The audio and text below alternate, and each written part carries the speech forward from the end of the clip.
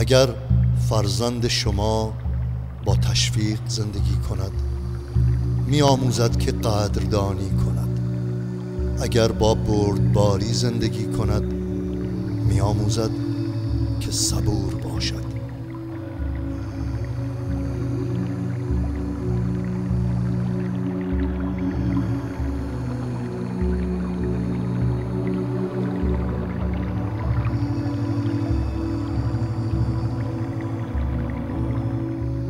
اگر با دوستی و مهربانی زندگی کند می آموزد که زندگی را زیبا ببیند. اگر با احساس امنیت زندگی کند می آموزد که به خود و همه اعتماد کند.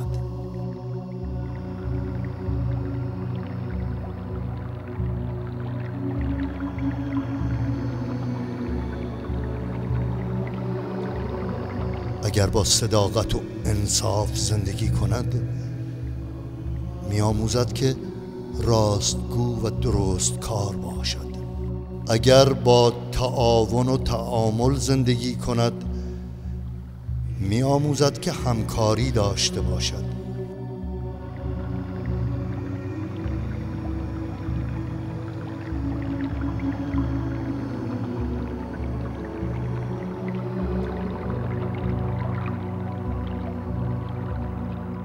اگر با بینش و شناخت زندگی کند می آموزد که با مسائل و مشکلات برخورد آگاهانه داشته باشد.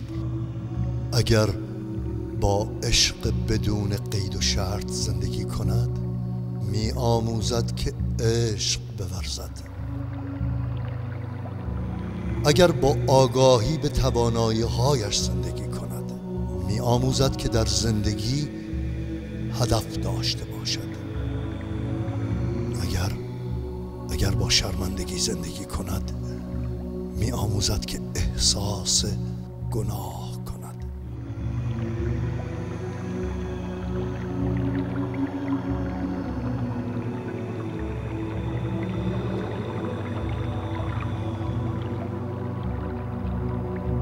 اگر با حسادت زندگی کند می آموزد که حسود باشد. اگر با احساس ترحم زندگی کند می آموزد که احساس بدبختی کند.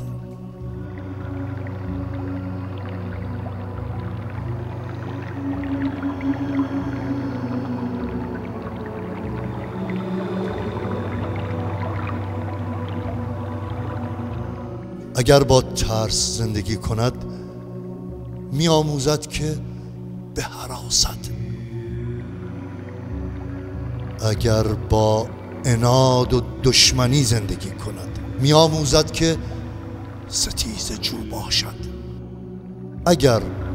اگر با انتقاد زندگی کند می آموزد که دائم محکوم کند.